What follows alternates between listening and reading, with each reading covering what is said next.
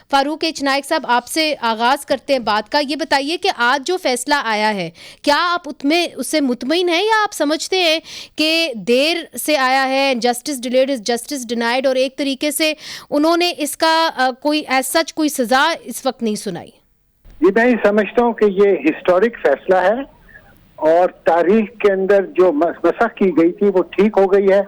जो trial fair नहीं था उन्होंने कर दिया है कि जो मुकदमा चला, it was not a fair trial constitutionally and legally, और जो कानून और आइन के तकाजे पूरे नहीं किए गए। इन सब का यही मतलब निकलता है कि फैसला जो है जिसकी वजह से जुडिशियल मर्डर हुआ शहीद जुल्फिकार अली भुट्टो का, वो बिल्कुल गलत था। और मैं समझता हूँ कि जिन जजों ने ये फैसला दिया था उनके खिलाफ भी कोई, जो जिंदा है उनके खिलाफ कोई कार्रवाई होनी चाहिए। और क्या आप इस कार्रवाई के लिए पाकिस्तान पीपल्स पार्टी से आप आगे बढ़ेंगे? क्या आप इसके ऊपर कोई अमल दरामद करेंगे? जैसे ये डिटेल फैसला आ जाए उसके बाद क्या कहते हैं चेयरमैन बिलावल भुट्टो साहब और प्रेसिडेंट आसिफ अली जरदारी साहब और सीईसी फैसला करेगी कि इसके अंदर क्या कहते हैं इसके लिए आगे क्या इसका एक्शन लिया जाए और इसको किस तरह इम्प्लीमेंट किया जाए। फारूक नाइक साहब, आप एक जाने माने कॉन्स्टिट्यूशनल लॉयर हैं और ये बार बार बात की जाती है कि अगर पाकिस्तान के अंदर मखसूस कॉन्स्टिट्यूशनल कोर्ट्स होते तो शायद इस किस्म के फैसले ना होते। आज भी बहुत सारे ऐसे कॉन्स्टिट्यूशनल मामलात हैं जो आम अदालतों में जाते हैं या सुप्रीम कोर्ट में जाते हैं। आपकी क्या राय है? क्या आगे बढ़ते हुए आप समझते हैं कि कॉन्स्टिट्यूशनल कोर्ट्स होने चाहिए पाकिस्तान में? मैं समझता हूँ कि अब वक्त आ गया है कि हमको जुडिशरी का जो चैप्टर है कॉन्स्टिट्यूशन और आइन के नीचे उसको तब्दील करना पड़ेगा। हर सूबे का अपना एक सुप्रीम कोर्ट होना चाहिए ताकि जो भी फैसले हैं हाई कोर्ट के सूबे के अंदर ही हो जाएं। इससे चीफ जस्टिस मिलेगा, जस्टिस एट डोर स्टेप मिलेगा। जहां तक सुप्रीम कोर्ट का ताल्लुक है, जो इसका है वो एक तरह से आजकल कॉन्स्टिट्यूशनल कोर्ट भी है और एपेलेट कोर्ट भी है, उनके पास काम बहुत ज्यादा है। इनको खाली एक कॉन्स्टिट्यूशन कोर्ट होना चाहिए ताकि पाकिस्तान के अंदर जितने भी मुकदमात में आइन के ऊपर कोई तशरीह चाहिए या कानून के ऊपर कोई तशरीह चाहिए वो खाली इन सुप्रीम कोर्ट के अंदर आने चाहिए।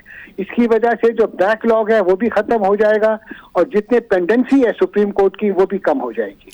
बहुत सारे लोगों ने ये तंकीद की और कहा कि too little too late, justice delayed is justice denied. आज जो फैसला आया है ये नाकाफ़ी है, चूँकि सुप्रीम कोर्ट को अब इसके ऊपर भी नज़रसानी करनी चाहिए कि जो मामलात उनके सामने लगे हुए हैं उसको ऊपर भी वो एक अच्छा फैसला करें। और उन्होंने लोगों के साथ जो यहाँ पे नाइंसाफ़ियाँ होती रही हैं, सियासी तौर पर उनको पोलिटिकली विक्टिमाइज किया गया है या फेयर ट्रायल से महरूम किया गया है, उस हवाले से भी तंकीद की गई है आज सुप्रीम कोर्ट के ऊपर।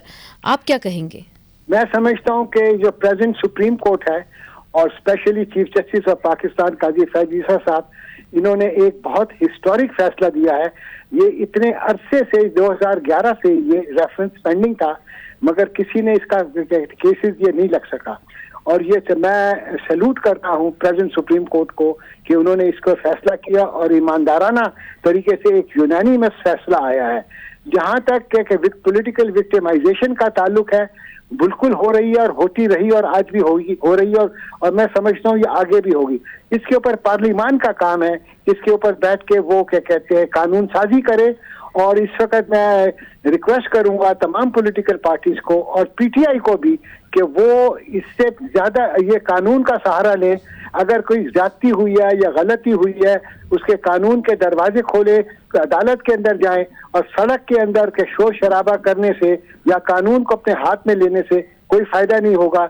इससे मुल्क को नुकसान ही होगा और स्टेबिलिटी और इकोनॉमिक स्टेबिलिटी और पॉलिटिकल स्टेबिलिटी नहीं आएगी। और जो विक्टिमाइजेशन है जिसको खत्म करने के लिए मिल बैठकर कानून साजी करनी चाहिए वो भी नहीं होगी।